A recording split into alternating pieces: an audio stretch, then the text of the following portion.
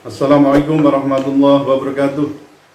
Puan dan tuan dimanapun saudara berada, bertemu kembali dengan saya Profesor Suteki.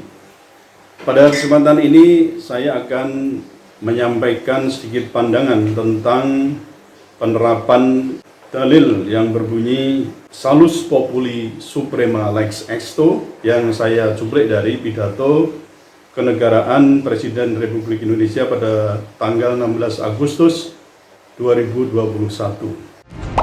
Assalamualaikum puan dan tuan. Anda berjumpa kembali dengan saya Profesor Suteki di channel yang radikal, ramah, terdidik dan berakal. Puan dan tuan dijamin tidak akan merugi mengikuti channel ini, maka jangan lupa untuk subscribe, like, comment, and share. Untuk mengulas masalah ini, saya ingin mencoba menghubungkannya dengan menguak relasi antara hukum, dalam hal ini adalah rule of law, demokrasi, dan hak asasi manusia, yang dalam pandangan saya itu memiliki hubungan yang sifatnya piramidal. Jadi ada hubungan piramidal antara ketiganya itu, yang berarti hal ini menunjukkan bahwa hukum atau rule of law itu menjadi fondasi terbangunnya penyelenggaraan demokrasi yang ideal dan juga menjadi jaminan penghormatan, kemudian juga pemenuhan dan perlindungan terhadap hak asasi manusia atau to respect, to fulfill, and to protect. Nah, saya akan mencoba untuk menganalisisnya. Yang pertama, kita mengoreksi tentang aspek hukum sebagai fondasi demokrasi dalam masa pandemi ini. Saudara sekalian, ketika pemerintah menjalankan gerak pembangunan dengan terkesan bimbang antara bagaimana menyelamatkan kesehatan atau dalam hal ini ekonomi, maka yang kemudian timbul itu adalah langkah-langkah gontai yang tidak konsisten, terutama terhadap hukum yang telah ada, dan dalam hal ini bisa dikatakan cenderung mengantar pada situasi yang disebut dengan situasi darurat. Hal ini diakui pula oleh Presiden Jokowi di akhir pidato Presiden, pidato kenegaraan dengan sebutan ini yang dalam hal ini disebut dengan situasi pandemi, bukan situasi normal. Dan ada akibat serius, saudara sekalian, dalam hal ini, yaitu kejadian-kejadian hukum atau fakta-fakta hukum yang terjadi itu tidak bisa diperiksa dengan standar situasi yang normal. Dalam hal ini saya juga menangkap bahwa Presiden Jokowi menekankan agar dalam situasi yang tidak normal ini, dalil yang dianut itu adalah bagaimana menyelamatkan rakyat. Dikatakan bahwa menyelamatkan rakyat adalah hukum yang tertinggi dalam bernegara, atau dalam bahasa Latin itu disebutkan Salus Populi Suprema Lex Exto. Nah, mari kita coba untuk koreksi pernyataan Presiden tersebut. Benarkah pemerintah itu telah menjalankan dalil Salus Populi Suprema Lex Exto itu? Ada dua hal yang ingin saya sampaikan dalam hal hukum ini. Yang pertama, sejak awal pandemi ini, terutama dari sisi hukum, terkesan pemerintah itu kurang serius menggunakan undang-undang kekarantinaan kesehatan yang kita kenal dengan Undang-Undang Nomor 6 Tahun 2018.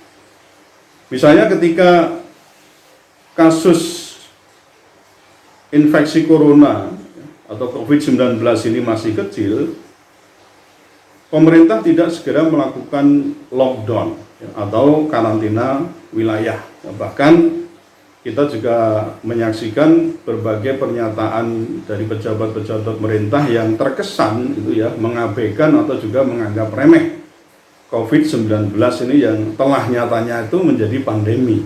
Nah, kalau yang terjadi demikian, nah pertanyaan kita kembali, betulkah prinsip salus populi suprema lex esto itu dijalankan oleh pemerintah? Nah, ini jadi pertanyaan yang serius di sini. Kemudian yang kedua, tampaknya juga saya mendapat kesan bahwa penyelamatan status quo itu terkesan lebih diutamakan dibandingkan dengan penegakan hukum yang adil dan berkepastian atau penegakan hukum yang pasti dan juga berkeadilan. Setidaknya saya bisa mengungkapkan ada 5 fakta hukum yang membuktikan hal tersebut. Yang pertama, misalnya adanya inequality before the law. Ini adalah prinsip yang sangat utama ya, baik di negara hukum maupun nanti juga terkait dengan negara demokrasi. Kesamaan kedudukan orang ya, setiap orang di depan hukum itu mutlak harus dijalankan. Nah, ini prinsip utama. Tetapi kita juga menyaksikan bagaimana penerapan hukum itu terhadap orang yang melakukan tindakan yang sama, apakah itu pelanggaran prokes ya, antara pejabat dengan rakyat biasa itu mendapatkan perlakuan yang atau diperlakukan yang berbeda, padahal kasusnya sama, perkara pelanggarannya sama, tetapi banyak kita temukan itu terjadi perbedaan dalam penerapan hukum. Kemudian yang kedua, adanya diskresi aparat penegak hukum yang sifatnya itu cenderung pada diskriminatif. Dan bahkan ya beberapa kali pertemuan itu saya sampaikan, kok terkesan itu ada SSK, yaitu suka-suka kami. Itu sudah dimulai ya sejak tahun berapa itu, 2017 atau 2018 itu ketika ada satu kasus pelanggaran hukum yang di situ orang melakukan, dalam hal ini aparat penegak hukum itu responsif atau tidak, cepat atau tidak, mana yang didulukan, mana yang mana, itu semua tergantung dari pihak kepolisian waktu itu ya, disampaikan bahwa ya suka-suka kami gitu. Itu sangat terkenal sekali ya kasus itu. Dan itu juga terjadi untuk beberapa kasus di masa pandemi ini. Jadi menangkap tidak menangkap ya, kemudian atau memproses tidak memproses, menjadikan seorang tersangka atau tidak, dan seterusnya dalam kasus yang sama, tetapi itu diperlakukan yang berbeda. Maka saya bisa mengatakan di situ ada ya, terkesan di situ ya adanya tindakan yang SSK ya, suka-suka kami itu. Kemudian yang ketiga adalah adanya ketidakpatuhan hukum aparat penegak hukum dalam hal ini terhadap hukum acara, juga dalam hal ini terhadap putusan Mahkamah Konstitusi bagaimana menangani suatu perkara. Tentu di samping ada alat bukti, itu harus ada pemeriksaan pendahuluan yang terkait dengan perkara atau tuduhan yang diberikan kepada seseorang yang disangka atau yang terduga lah, bisa aja begitu ya. Nah, dari putusan MK itu memang mengamanatkan demikian, tapi untuk beberapa kasus misalnya seperti kasusnya Habib Rizik Syihab, kemudian Munarman, atau mungkin juga kasus yang lain, itu tidak dilakukan pemeriksaan pendahuluan, tetapi yang bersangkutan bahkan langsung ditangkap dan juga sekaligus kemudian ditahan. Nah, kemudian yang keempat, jadi saya katakan juga miskin etika ya, penegakan hukum. Nah, kita juga punya kredo sebenarnya dalam hal ini, misalnya di TAP MPR nomor 6 ya, tahun 2001 ya, bagaimana seorang penegak hukum itu harus berperilaku, mengutamakan kesantunan, kepatutan ya, bagaimana memperlakukan seorang terduga, terdakwa, tersangka dan seterusnya, sampai pada misalnya harus diambil penindakan. Tapi kesan saya misalnya terhadap kasus yang beberapa terjadi itu terutama memuncak pada bagaimana penanganan terhadap orang-orang yang dikuntit ya, terutama itu adalah anggota Laskar FPI misalnya. Itu penanganannya memang cukup sadis ya, brutality dan juga tidak pri kemanusiaan. Padahal kita tahu sendiri bagaimana kita tadi memiliki yang namanya etika kehidupan berbangsa, dan apalagi kita punya Pancasila, terutama sila pertama dan kedua itu bagaimana menuntun kita, ya, Anda atau siapapun termasuk penegak hukum itu untuk tetap mengutamakan etika di dalam penegakan hukum. Lalu yang kelima, dalam hal lawmaking, saudara sekalian, saya kira juga bisa dinilai cenderung jauh dari aspirasi rakyat.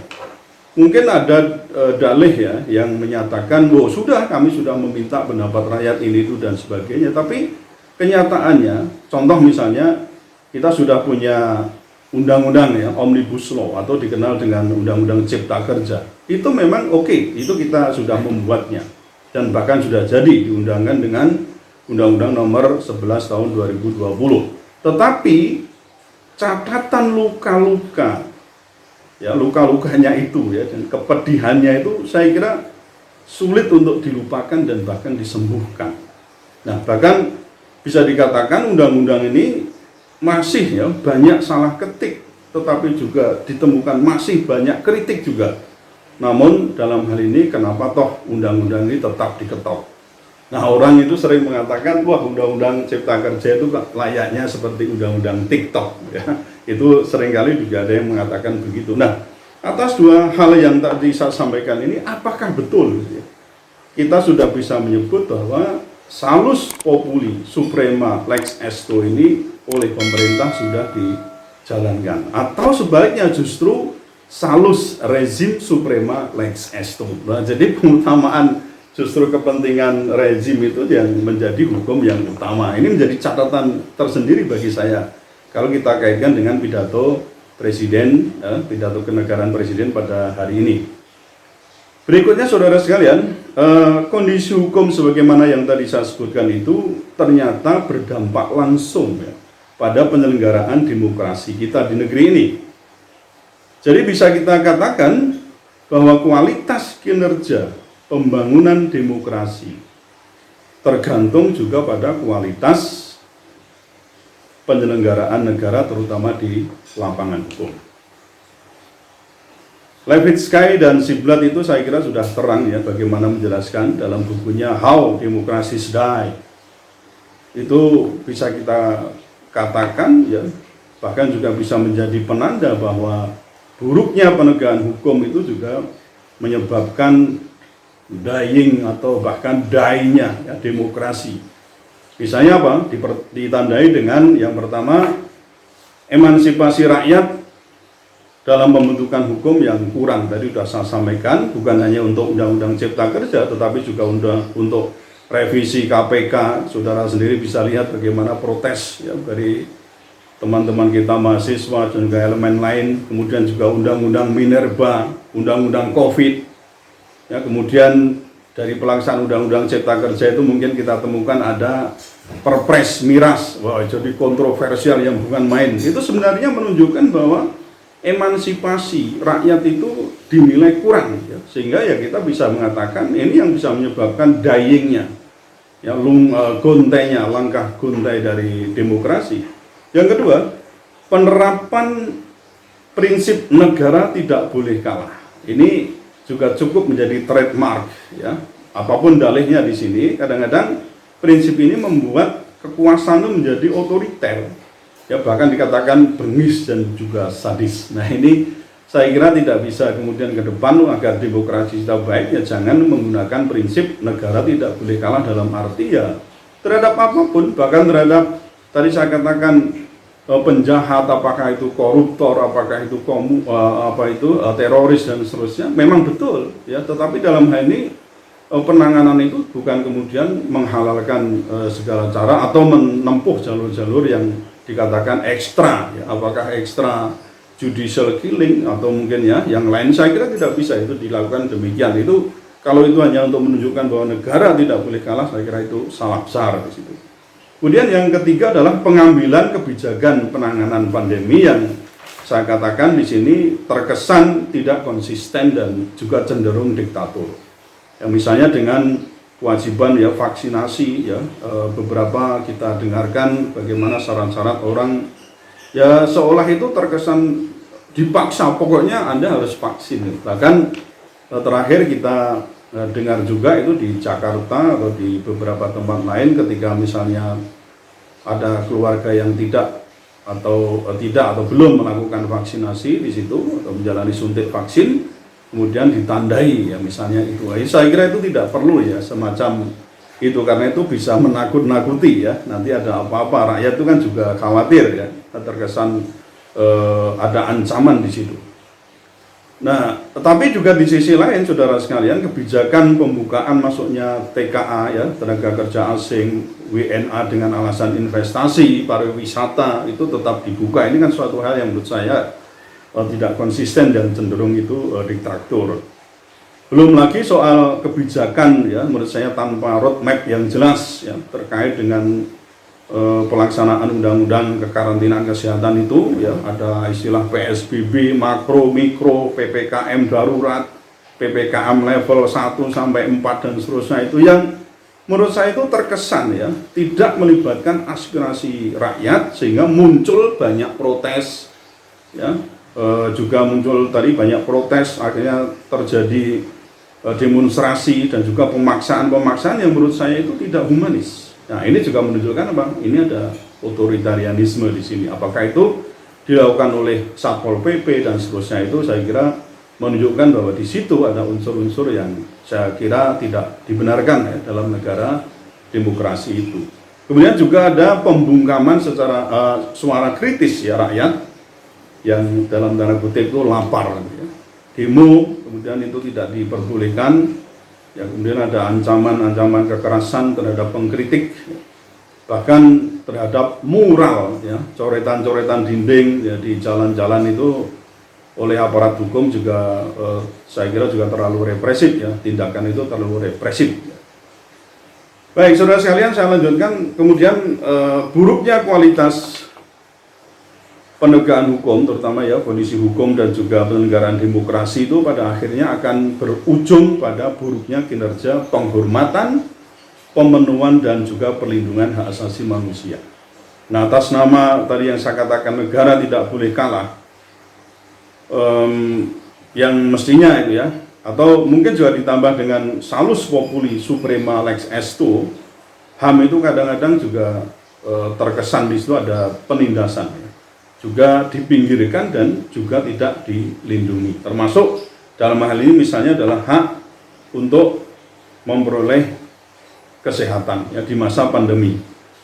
Langkah lockdown ya itu menurut saya ya bagi warga negara itu di satu sisi ya itu hak bagi warga negara di satu sisi, dan menjadi kewajiban pemerintah di sisi yang lain. Itu sebenarnya menjadi cermin kesungguhan pemerintah untuk mewujudkan hak asasi manusia di bidang kesehatan.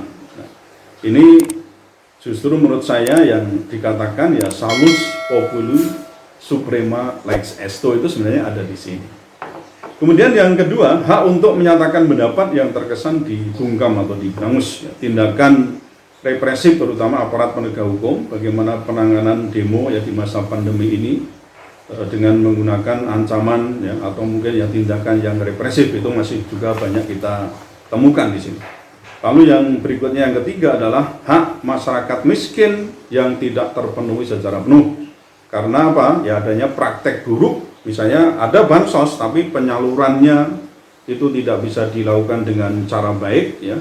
Sudahlah sedikit, kemudian masih juga dikorupsi. Nah, ini kemarin juga kita saksikan bagaimana ya yang terbaru itu saya kira kan masih untuk kasus Juliari Batubara itu, bagaimana korupsi bansos itu dilakukan dan di masa pandemi ya, mestinya kan sesuai dengan undang-undang pemberantasan tindak pidana korupsi. Ketika korupsi itu dilakukan di masa pandemi ya, di masa yang negara dalam keadaan darurat, genting dan seterusnya, ini mestinya pelaku atau koruptor itu ya yang sudah terbukti itu bisa dihukum mati.